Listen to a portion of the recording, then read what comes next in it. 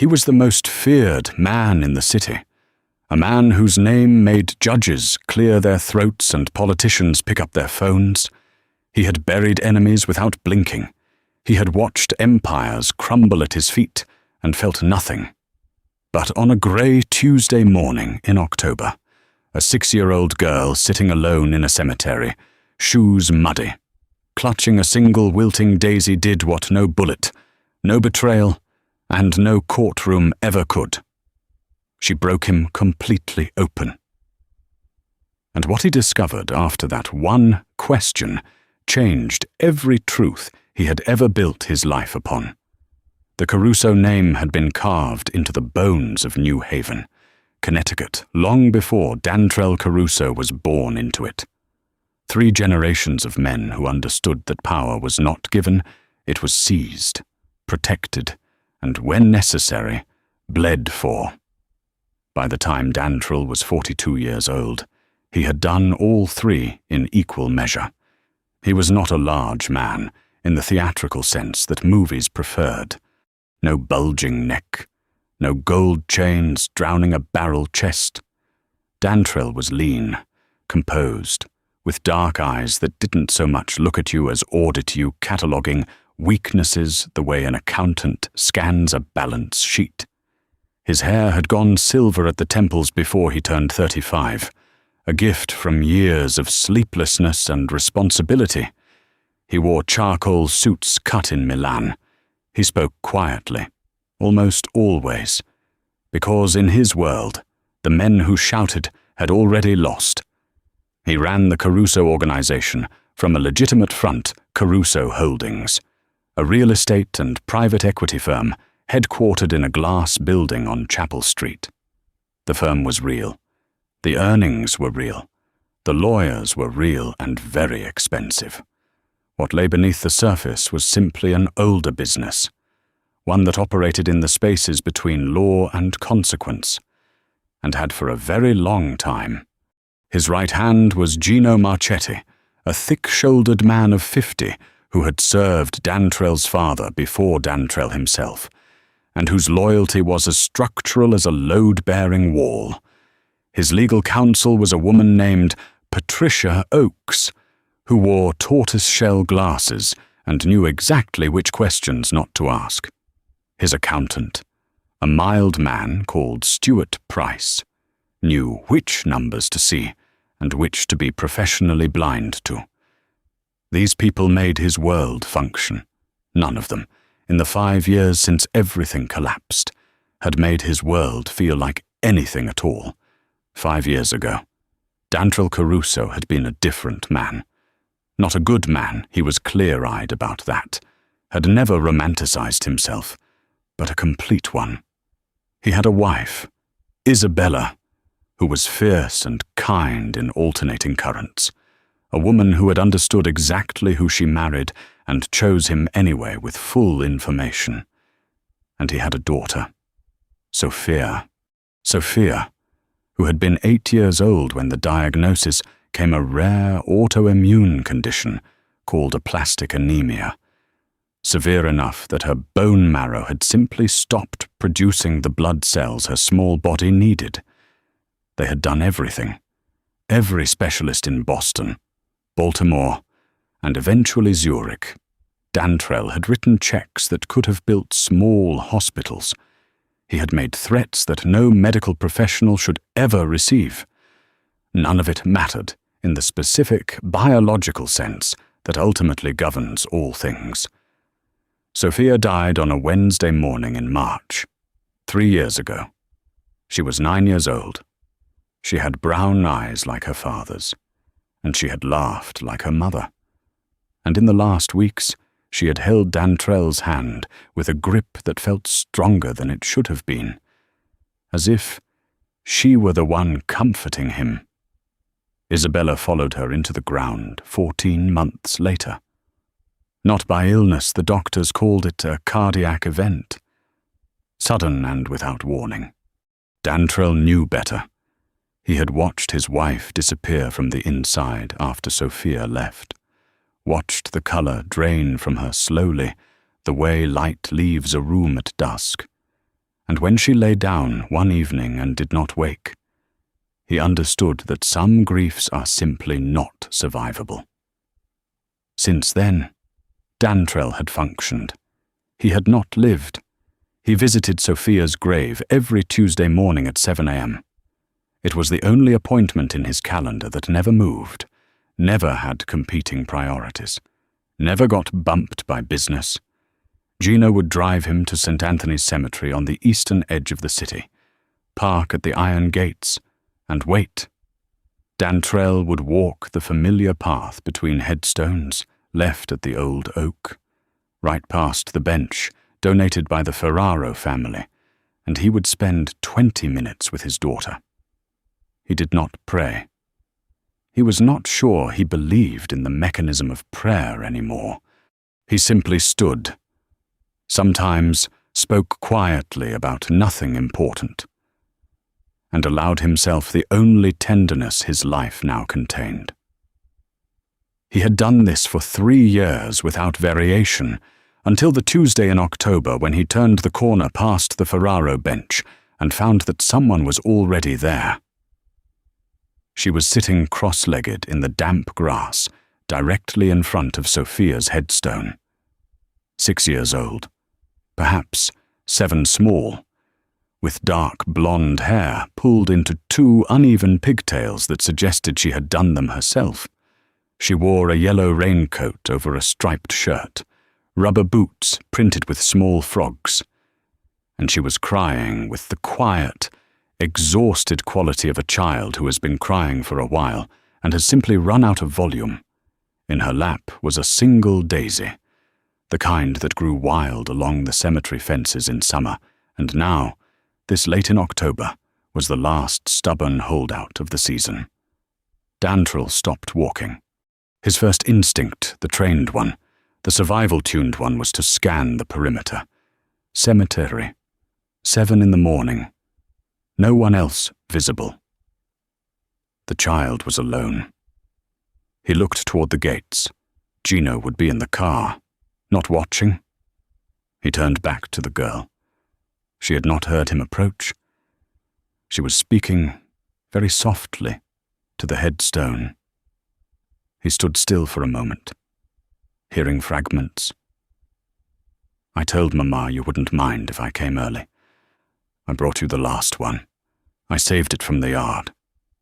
Something moved in Dantrell's chest, something that had not moved in a very long time. He crouched down a few feet from her, not wanting to startle her, and waited. She sensed the presence after a moment, and turned, and her face did the thing children's faces do, a rapid sequence of alarm, assessment, and uncertain resolution. "I'm not supposed to talk to strangers," she said immediately. "That's a very good rule," Dantrell said. His voice came out gentler than he expected. "You don't have to talk to me." She looked at him, then at the headstone, then back at him. "Did you know her too?" Something tightened in his throat. "Yes," he said. "Did you?" The girl nodded, wiping her face with the sleeve of the yellow raincoat, leaving a streak of mud across her cheek. "She was my friend, from the hospital. We were in the same room for a really long time." She paused. "She told me about her daddy. She said he was very scary, but also very good at card tricks." Dantrell went completely still. "She used to do this thing," the girl continued, warming to the subject with the unself-conscious candor of the very young, "where she'd put her cold feet on my legs in the morning because she said I was warm. I didn't really like it, but I didn't tell her because she thought it was funny." A fresh tear tracked down her cheek. "I miss her feet." Dantrell sat down in the grass beside the girl. He did not plan to do it. His body simply made the decision without consulting the part of him that managed appearances. "What's your name?" he asked. "Lily," she said. "Lily Harper. I'm Dantrell." She looked at him with a child's direct, unfiltered evaluation. "You look sad," she said. "I am," he said. "Sophia was my daughter." Lily's eyes went very wide. Then she did something that Dantrell had not experienced from another human being in 3 years, without it feeling managed or performed. She simply reached out and put her small, muddy hand over his. "She talked about you a lot," Lily said. "She said you smelled like coffee, and you read her stories in funny voices." She hesitated. "She said she was never scared because you were there." Dantrell Caruso, who had not cried at his daughter's funeral because he had believed he needed to be a wall for Isabella, who had not cried at his wife's funeral because by then he had simply forgotten the mechanism, felt the back of his eyes burn in a way that was sudden and overwhelming and completely unstoppable. He pressed the heel of his hand to his face for a moment. Lily did not look away. She held his hand and waited with the grave. Patient dignity of a child who has spent significant time in hospitals and understands that sometimes people need a minute. "How do you come here?" Dantrell asked, when he trusted his voice again. "You're alone." "Mama drops me at the gate on her way to work," Lily said. "She comes back in an hour. She thinks I'm too old to be walked places." She said this with a clear implication that she found her mother's confidence in her, misplaced but flattering. "How old are you?" "7, Lily said. "Almost 7. 6 3/4, which is basically 7. Your mama lets you come to the cemetery alone." Lily considered this with sudden diplomatic caution. "She knows I come. She doesn't know I come alone. She thinks the groundskeeper walks with me." She paused. "Mr. Gerald is very old and falls asleep in his shed. It's fine. I know the way." Despite everything, the emotion still sitting like a stone behind his sternum, something very nearly like a smile pulled at the corner of Dantrell's mouth. "What's your mother's name?" he asked. "Claire," Lily said. "Claire Harper." She tilted her head. "Are you really a scary person? Sophia said you were scary to other people, but not to her." "Sophia was right," Dantrell said quietly. Lily seemed to accept this as sufficient. She turned back to the headstone and carefully placed the daisy in the small stone vase, cemented to its base. "I always bring her something," she said. "Last week it was a red leaf because she liked red. She said red was the bravest color." Dantrell looked at his daughter's grave. Sophia Marie Caruso, beloved daughter. She made every room brighter. He had chosen those words in a pharmacy waiting room, on the back of a receipt, because it was the only paper he had. Because the funeral director needed something, and he had stood there completely hollow, unable to think. Now, hearing a 6-year-old describe Sophia's opinions about colors, hearing this small stranger describe the cold feet and the card tricks and the bravery he felt his daughter more vividly than he had in years. She was suddenly not a headstone and a loss. She was a girl who had put her cold feet on someone and thought it was funny. "Can I come back?" Lily asked, with the politely uncertain tone of a child not sure if she's overstepped. "To visit her ba?" "Yes," Dantrell said. "You can always come back." He paused, then added, "But not alone. Have your mama come with you." Lily made a face that suggested this was exactly the kind of adult condition she had anticipated and considered unreasonable. "She has work." "I'll arrange something with the groundskeeper," Dantrell said. "A real groundskeeper, not Mr. Gerald." Lily looked at him with narrow, serious eyes. "You can do that." "I own the property," he said simply. She stared. You own a cemetery, among other things. She thought about this for a long moment, then nodded slowly, with the air of someone updating their files. Okay, she said.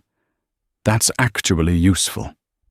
He did not mean to look her up, or rather, he looked her up the way he looked everything up, as a matter of operational habit, without assigning it meaning.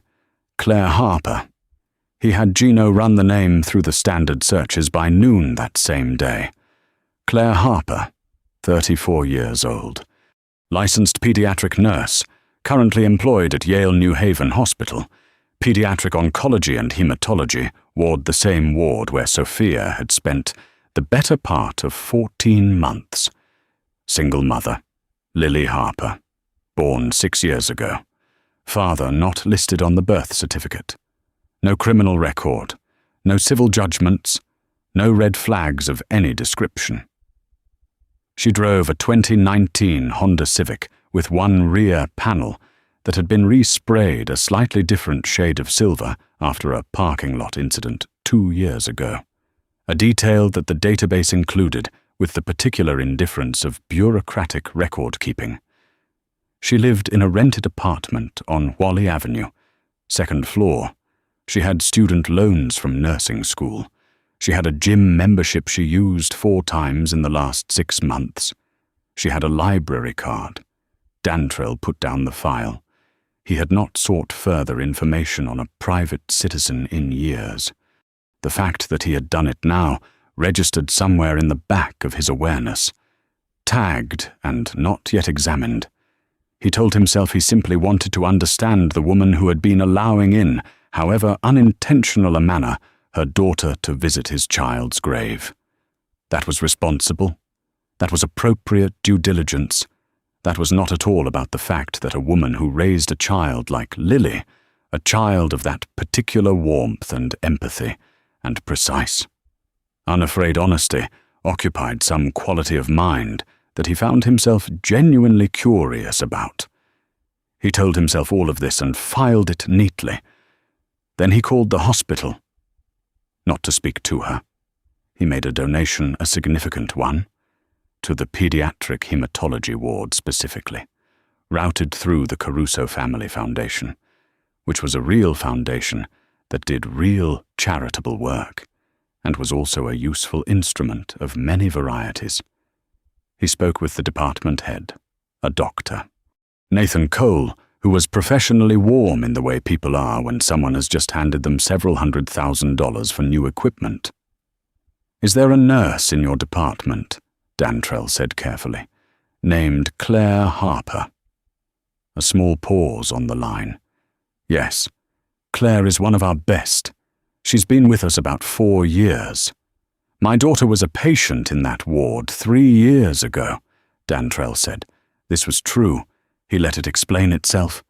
"Of course, Doctor," Cole said, with the gentle adjustment of tone that medical professionals make for bereaved parents. "I remember Sophia's case. I'm so sorry for your loss. Mr. Caruso. I'd like to express my thanks to the nursing staff, personally," Dantrell said. "A small dinner, if the hospital would permit me to arrange something." It was arranged. He saw her for the first time 6 days later, in the private dining room of a restaurant on Orange Street, one of his properties, where he had hosted a thank-you dinner for 8 members of the pediatric hematology nursing team. He had kept it professional and appropriately proportioned, not lavish enough to feel transactional, warm enough to feel genuine. Claire Harper arrived last, slightly breathless, in a dark green dress that looked like she'd bought it for a different occasion and pressed it that morning. Her hair was the same dark blonde as Lily's, worn down in a way that suggested she'd tried to do something with it and then abandoned the effort.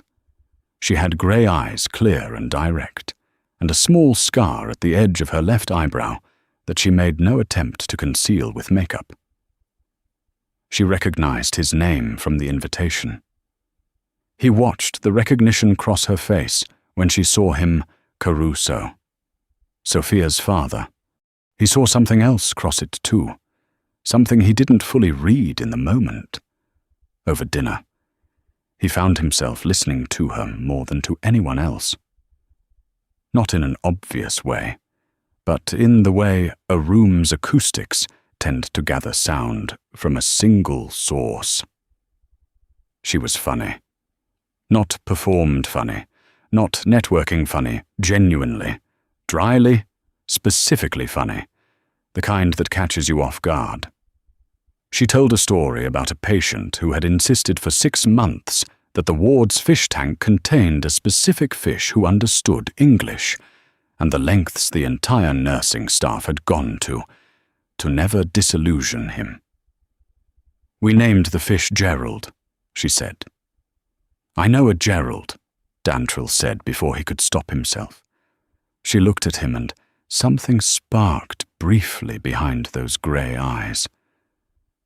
"Does your Gerald fall asleep at inconvenient moments?" He went very still. She pressed her lips together.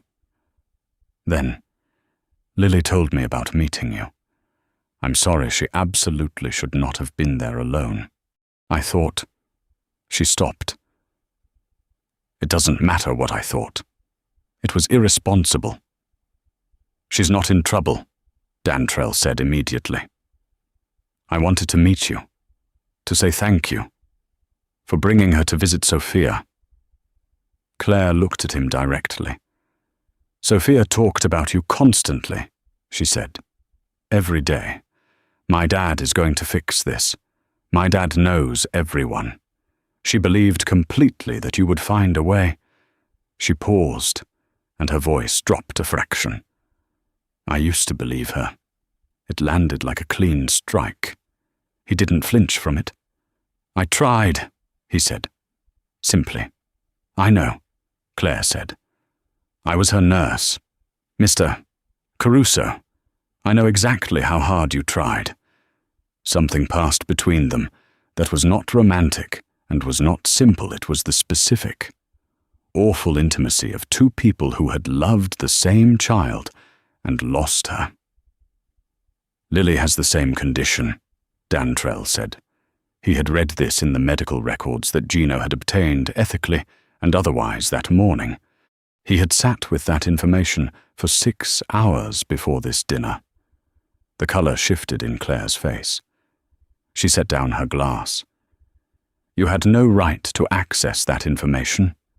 "No," he agreed. "I didn't. I'm sorry." "Are you actually sorry?" "I'm sorry it felt like a violation. I'm not sorry, I know, because I want to help if I can." She stared at him. "You want to help?" "I have resources," he said. "I know what you are." "Mr. Caruso," she said quietly, evenly, looking at him with those absolutely clear grey eyes. "I'm a nurse in a pediatric ward. I know which children have fathers in which businesses. I know the Caruso name. And I'm still sitting here," she said, "because Sophia loved you, and because Lily hasn't stopped talking about the man who sat in the grass with her and cried." She picked up her glass again. "She said you smelled like coffee. She said you were the saddest person she'd ever met, and that she wanted to make you a card." Dantrell looked at the table. "Did she make one?" "She's working on it," Claire said. "It has a lot of glitter. Fair warning." Dantrell did not tell Gino Marchetti about Claire Harper, which meant that Gino immediately understood that something significant had occurred, because Dantrell told Gino everything. That was the architecture of their relationship, complete information on Dantrell's side. Absolute discretion on Gino's. The omission was louder than any announcement. Gino waited 3 weeks before saying anything. He had the patience of someone who has learned that the most important conversations announce themselves when they are ready. They were in the Caruso Holdings office on a Thursday afternoon, reviewing a shipping contract that was neither primarily about shipping nor primarily about the legal dimensions of contract law. When Gino set down his pen and said, "The nurse," Dantrill did not look up from his papers. "What about her? Victor Breslin knows you've been seeing her." Now Dantrill looked up.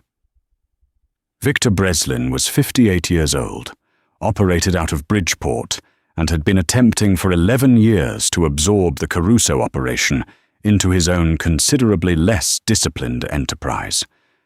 He was not subtle, not particularly intelligent in the strategic sense, but he was persistent, and he was cruel, and cruelty applied consistently is its own kind of power. "How does Breslin know?" Dantrill asked. "He has someone in the hospital," Gino said. "It's been there 18 months, administrative staff. We missed it." Dantrill was quiet for a moment. "Does he know about the girl?" "Dantrill?" Gino's voice was careful. "He knows everything. He's been watching since the cemetery." The quality of stillness that settled over Dantrill then was not the stillness of calm. It was the stillness of a man who has just felt the ground shift beneath him and is calculating how to stay upright. "Pull Claire's building on Wally Avenue," he said. "Full coverage." "Quietly, I don't want her alarmed." "Already started," Gino said. "And Lily's school." "Done." Dantrill stood and moved to the window. Below. Chapel Street moved with ordinary afternoon traffic. People walking with coffee cups, a delivery truck idling, the city performing its normalcy with complete indifference to the vectors of danger moving through it. "She can't know yet," he said. "Not the full picture." "She'll need to know something," Gino said. "She's smart. She'll notice the coverage." "I know she's smart," Dantrill said. He said it with a flatness that made Gino look at him carefully for a moment. "How far has this gone?" Gino asked. Dantrill turned from the window. "We've had coffee 4 times. She brought Lily to the cemetery last week. We stood at Sophia's grave for 20 minutes. He paused. "The child gave me a card with glitter on it." Gino looked at him for a long moment.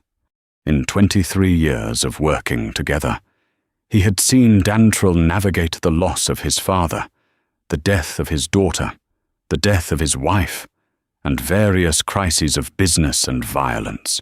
He had never, in 23 years, seen Dantrill's face do what it was doing right now. "All right," Gino said softly. "Then we protect them, like their family." It was Gino who found the first thing, a week later, that pulled the ground from beneath Dantrill entirely. He came to the office on a Friday morning and closed the door behind him, which he only did for the worst information. "Sit down," he said. Dantrill looked at him. Gino Marchetti had told him to sit down exactly twice before in 23 years, once when his father died, and once when Isabella had her cardiac event. Dantrill sat. "We ran the full background on Claire Harper," Gino said. "Not the surface file, the deep run." And Gino placed a folder on the desk. "Lily's father is listed unknown on the birth certificate, but Claire had Lily in Mercy Hospital in Hartford. January 17 years ago, 7 years ago. Lily was born 7 years ago. The attending physician at the birth is Dr. Nathan Cole." Dantrill was still. "Cole runs the pediatric hematology ward. He was Sophia's specialist from the 2nd year of her treatment." "Yes," Gino said. "Cole is the father. We don't know that. Cole being the attending at the birth doesn't establish paternity." Gino paused. "What it does do is place Claire inside Nathan Cole's professional orbit almost a year before she joined his ward as a nurse, which means the employment record we have is incomplete." Dantrill looked at the folder without touching it. "What else?" Gino was quiet for a moment. Then he said, "Claire Harper donated bone marrow 18 months before Sophia died. It's in Sophia's medical records. We had access because it's your daughter's file. The donor is logged under a registry ID. When we cross-referenced the registry ID with Claire's donor registration, which she filed voluntarily 8 years ago. She was Sophia's bone marrow donor," Dantrell said. "One of 2 attempted donors. Yes, the first transplant failed. Claire was the second attempt. It also ultimately failed, but it gave Sophia 14 additional months." Gino looked at him steadily. 14 months. Dantrell, Claire Harper gave your daughter 14 extra months of life, and she never told you. She was just a nurse in the ward. The room was very quiet. "She would have been anonymous under the registry protocol," Dantrell said slowly. "Yes, she didn't have to tell you. She didn't have to be in that ward at all. She transferred to pediatric hematology 8 months after the donation. After Sophia arrived as a patient," Gino paused. "We think she transferred to be near her, to take care of her." Dantrell pressed both hands flat on the desk. He stared at the surface of it. "A stranger," he said. "She was a stranger to us. Yes. She donated bone marrow to a child she'd never met. Then she transferred departments to nurse that child personally. And then she raised her own daughter to visit that child's grave." "Yes," Gino said. Dantrell stood abruptly, moved to the window again. Outside, the ordinary world continued. He was aware of something enormous occurring in his chest. Something structural, not breaking, exactly. More like a load-bearing wall that had been under pressure for 3 years and was finally responding to the weight. "Why didn't she ever say anything?" he asked, not to Gino, just to the window. "I think," Gino said carefully, "that she didn't want anything from you." He went to her apartment on a Saturday morning. He did not call ahead. He had Gino drop him 2 blocks away and walked, which he almost never did, walked through the ordinary street with his hands in his coat pockets and his breath making small clouds in the November air. He rang the bell at the second-floor exterior door. Footsteps. The door opened. Claire was in paint-stained jeans and an oversized flannel shirt. She had clearly been doing something involving a child's art project, because there was a streak of blue paint across her forearm, and she was holding a glue stick. She looked at him with the particular expression of someone recalibrating rapidly. "Dantrell," she said, "Lily's inside. I was going to call you about, possibly—" "You donated bone marrow to Sophia," he said. The paint-stained hand with the glue stick went very still. "I know you did," he said. "I know you transferred to her ward afterward. I know you were her nurse for the last 14 months of her life, specifically because you chose to be." Claire stepped back from the doorway. She turned away from him, and he saw her shoulders rise and fall with a breath. When she turned back, her face was composed, but the grey eyes were very bright. "How did you find out? Does it matter?" "It matters to me, yes. I gave under the donor registry anonymity protocol. Someone violated that. Someone who works for me," he said. "I'm sorry." She looked at him steadily. "Are you actually sorry?" "I've been asking myself that since we had this conversation the first time," he said. "The answer keeps being complicated." She stepped further back, an invitation for him to come in, though her expression suggested she wasn't entirely sure it was a good idea. He stepped through the door. The apartment was small and almost aggressively lived in bright colors. Crayon drawings on a section of the kitchen wall that appeared to have been designated official gallery space. books stacked on every horizontal surface, a cat asleep on the back of the couch with the profound unconcern of the truly comfortable. From somewhere down the hallway, Lily's voice. "Mama, is the glue dry yet?" "Not yet. Bug," Claire called back. Then, lowering her voice to Dantrell, "She's making a Christmas thing.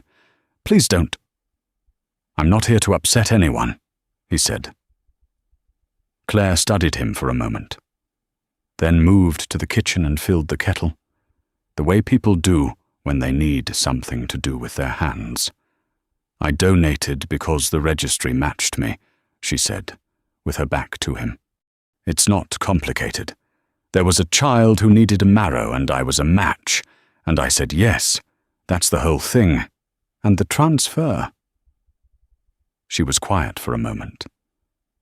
"I transferred because I knew the transplant had a limited chance of success. I knew that child was probably going to die, and I thought that if she was going to die, she should have someone who..." She stopped, collected herself.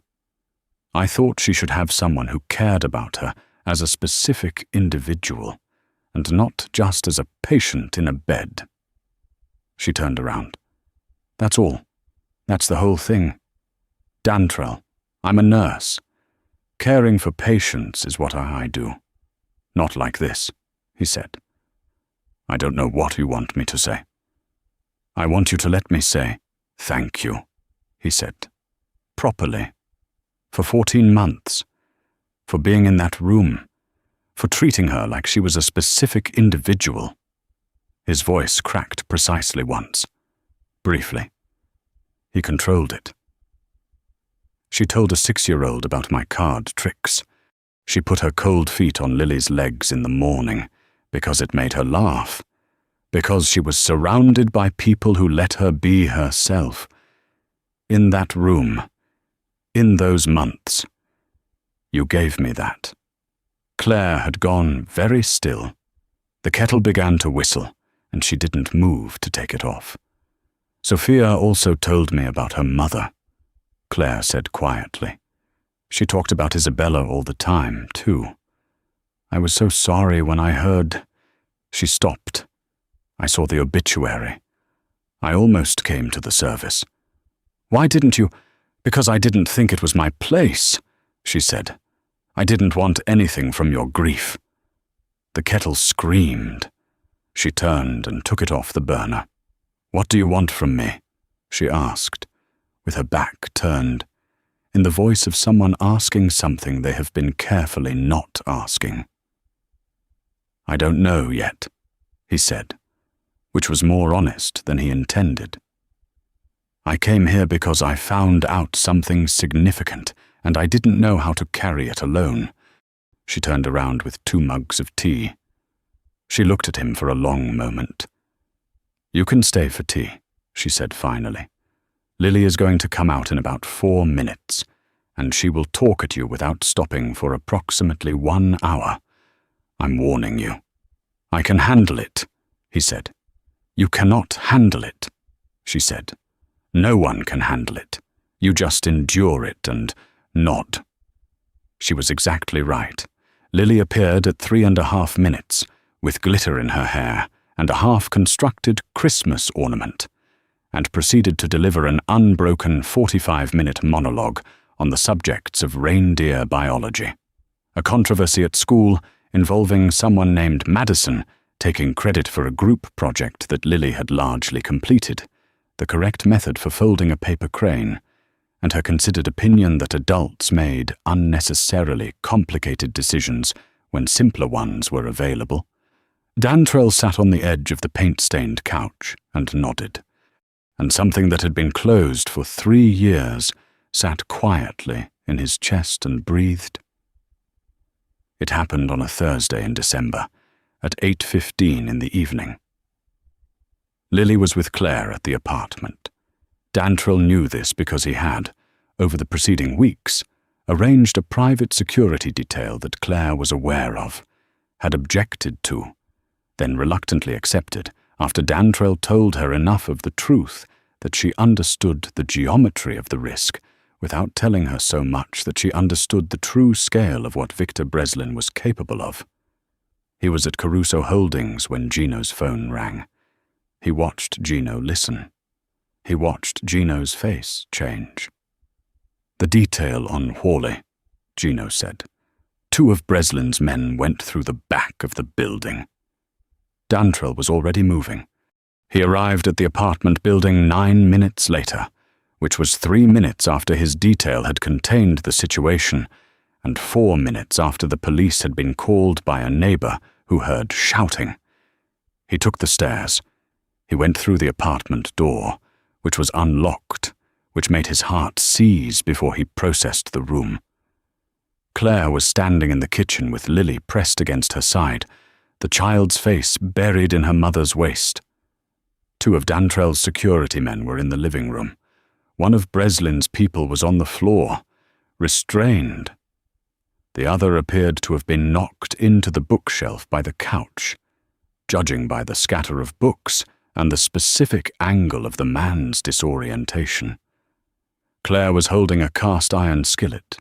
She looked at Dantrell when he came through the door. "One of them tried to grab Lily," she said. Her voice was completely flat and controlled in a way that told him she was running entirely on adrenaline and would fall apart precisely when she decided it was safe to.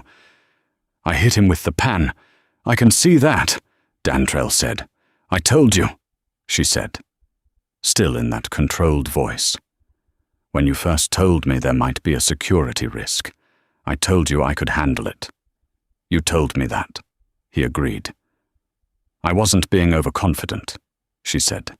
"No," he said. "You absolutely were not." He crossed the room to her. She was shaking now very slightly, the specific tremor of someone who has held it together through the necessary moments and is now letting their body process what just happened. He stopped in front of her, and she looked at him, and the skillet lowered. "Lily," Dantrell said, looking down at the child pressed against Claire's side. Lily lifted her face. Her eyes were wet, but her jaw was set with an expression of extreme determination. "I kicked him," she said. "The man who grabbed me. I kicked him in the shin and I bit his arm." "Good," Dantrell said. He crouched to her level. "You did exactly right." "He didn't expect it," Lily said, with a kind of grim professional satisfaction. "They never do," Dantrell said. Later, after the police had taken statements and the Breslin men had disappeared into the machinery of a situation that Dantrell's lawyer, Patricia Oakes, managed with her customary efficiency, Lily fell asleep on the couch under a blanket with the indifferent cat, and Dantrell sat across from Claire at the kitchen table. "I need to tell you more," he said. "Yes," she said. "You do," he told her. "Not everything there is a version of everything that is simply too much truth deployed too fast." And he was not naive about what she was being asked to absorb. But the significant outline, Breslin, the nature of the threat, the duration of the tension, what the men had been sent to do, which was not to harm her, but to take Lily as leverage. He watched Claire process this. Her face went through several very controlled stages. "They were going to use a 7-year-old child," she said. "Yes, to get to you." "Yes." She was quiet for a long time.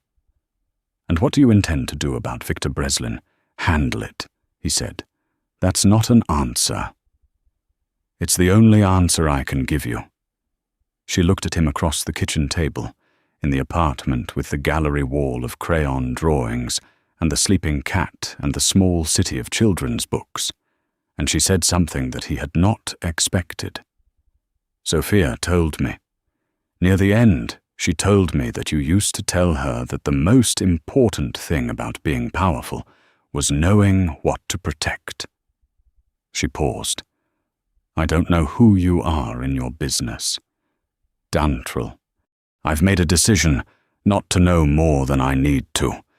But I know that you sat in the grass of a cemetery with my daughter and held her hand while you cried. I know what you did for Sophia. I know you've been putting my daughter to bed in a safer building for 6 weeks. She folded her hands on the table. So I'm telling you clearly, protect us. Whatever that means. Do it. He looked at her for a long moment. It means you can't go back to Hawley, he said. Not yet. Possibly not for a while. She looked around the kitchen at the gallery wall, at the sleeping child on the couch. Okay, she said, in the voice of someone who is choosing. Victor Breslin was arrested 3 weeks later on federal racketeering charges, the culmination of an FBI investigation that had been building for 2 years and to which Dantrell's legal team had, at a crucial moment, contributed a specific package of documented evidence. Patricia Oakes called it a civic contribution. Gino called it long overdue. Dantrell said nothing about it publicly, and very little privately. Breslin would spend the next 18 years in a federal correctional facility. The charges were unimpeachable. The trial was clean. It was Lily who broke the last wall, 3 months after the night with the skillet, after Breslin was in custody and Claire and Lily had moved temporarily, then less temporarily, into a property of Dantrell's in the East Rock neighborhood. A tall old Victorian with a garden that Lily had immediately claimed as her personal territory and was attempting to cultivate despite it being February. Dantrell came by on a Sunday, which had become a habit without either he or Claire formally naming it as such. He brought pastries from a bakery on Whitney Avenue. He rang the bell. Lily opened the door before he could press it fully, as she always did, because she had learned the sound of his car. She was holding something, a folder, the cardboard project kind, dark blue, clearly from school. She held it out to him with the specific gravity of a person making a presentation. He took it, opened it. Inside was a school family tree project, a large piece of poster paper covered in her angular, emphatic handwriting and an arrangement of hand-drawn portraits in crayon.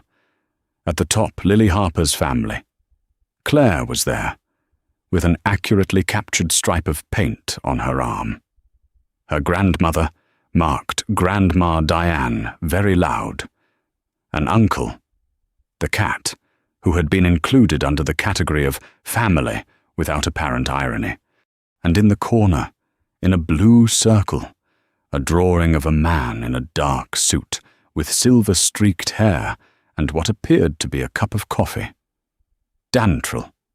He is sad sometimes, but he is also there. He stood in the doorway, with the February cold coming in through the open door, and he read those 8 words, and he was absolutely unable to speak for a moment. He is sad sometimes, but he is also there. My teacher said I could put anyone who is important, Lily said, watching him with the careful, quiet attention she sometimes produced when she thought an adult needed monitoring. You're important. Yes, he managed. Thank you.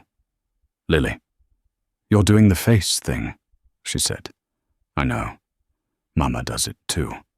It means you're trying not to cry. I know. It's okay if you cry, she said. Sophia told me that. She said her dad cried sometimes, and it didn't make him less scary. It just made him more real. He crouched down to her eye level, on the front step of the Victorian, in the February air. How did you get so smart? He asked. Mostly books, she said, and the hospital. You see a lot of things in hospitals. She paused. And Sophia, she told me a lot of things. What did she tell you? Lily thought about this carefully. She told me that the people who love you the most are the ones who stay when it's hard. She said most people leave when it's hard, and that's how you know who the real ones are. She looked at him with those grey eyes that were so completely her mother's. You stayed, even when we didn't know you yet. You stayed at her grave every Tuesday. Mr. Gerald told Mama. Mr. Gerald talks too much, Dantrell said. He really does, Lily agreed. He stood up. Claire was in the kitchen. He could see her through the glass, moving with her particular, efficient economy of motion. The sleeves of her flannel pushed up, the streak of paint on the arm that seemed to be a permanent feature. She looked up from whatever she was making and saw him on the step with her daughter, with the blue folder in his hand, and something shifted in her face, something warm and unguarded and fully present. He had been told, by people who thought they were being insightful, that he would never fully return from losing Sophia. That grief of that magnitude left a man fundamentally altered, and that the altered version was the man he would be. He had believed them for 3 years, with the kind of faith that comes from evidence. He understood now that they were half right. He was altered. He would be altered forever. Sophia was not a wound that would close completely, and he had stopped wanting it to, because the wound was also her, the proof that she had been here, that she had put cold feet on someone else's legs and made them laugh, that she had told a small serious girl about her father's card tricks and his coffee smell and the way he read stories in funny voices. The wound was not a weakness. It was where she lived now, and that was a truth he could build something on. He went inside. Lily ran ahead to show him the garden plans she was developing, despite the frozen ground. Claire handed him a coffee without being asked. The way you hand someone a coffee when you've paid attention to them long enough to know. He took it. He sat at the kitchen table. Outside. Lily's voice carried from the back garden, narrating her plans to the dormant soil with absolute confidence in its future cooperation. She's going to try to grow tomatoes in Connecticut in February, Claire said. I know. She's going to be devastated in about 6 weeks when nothing happens. I know, he said. I'll be here when that happens. Claire looked at him with those grey eyes, with the steam from her own coffee rising between them. I know you will, she said. It was not a declaration. It was better than a declaration. It was an acknowledgement of something that had already become true without anyone deciding it. The way the most lasting things tend to arrive quietly, gradually, and then all at once. Later that spring, April, the last of the cold finally releasing its grip, Dantrell stood at Sophia's grave on a Tuesday morning. The cemetery was greener now. The old oak had budded. Someone had left a small pot of yellow flowers at the headstone, and he recognized them as the miniature daffodils that grew along the fence at the Victorians' garden. Lily had been. He stood for a while in the way he always did, not praying exactly, not talking exactly, just present. Then he said, quietly, she found me. Soph, your friend, found me. She brought her daughter and her cold feet and about 400 opinions. He paused. I don't know what you arranged from wherever you are, but if you had something to do with it. He stopped, pressed the back of his hand briefly to his mouth. Thank you. For the 14 months, for putting your cold feet on her and making her laugh, for telling her about the card tricks. He was quiet for a moment. She's growing tomatoes, he said. In April. In Connecticut. She is absolutely certain it will work. He let out a breath that was almost a laugh. She's very much like you." The wind came through the branches of the old oak. He stood in it for a while. Then he walked back down the familiar path, past the Ferraro bench, past the row of old stones, toward the iron gates where Gino was waiting. And beyond Gino, eventually, the Victorian on the east side of the city, the garden, the gallery wall, the coffee that would already be made because someone knew the sound of his car. He was sad sometimes. He was also there. And for the first time in 3 years, those two things coexisted in him, not as contradiction, but as the simple, full truth of what it meant to still be alive. This is not a fairy tale. Dantrell Caruso was not a good man who was made better by love.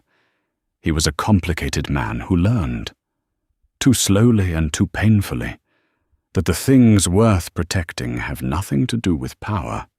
Claire Harper was not a woman who needed saving. She was a woman who saved others quietly, without applause, without asking for anything in return, because that was simply who she was. And Lily, brave, opinionated, tomato planting, skillet surviving Lily, was a child who understood, with the uncanny wisdom of those who have lived close to loss. That being there is the most important thing any person can offer another. Sophia made it possible. From a hospital room and a grave in October, and a little girl with muddy boots and a wilting daisy, she kept connecting people who needed each other. If this story moved you, if it reminded you that the heaviest griefs sometimes carry the most unexpected gifts, please give it a like, share it with someone who needs to hear it today, and subscribe so you never miss a story like this one. There are more of them, human ones, the best kind. /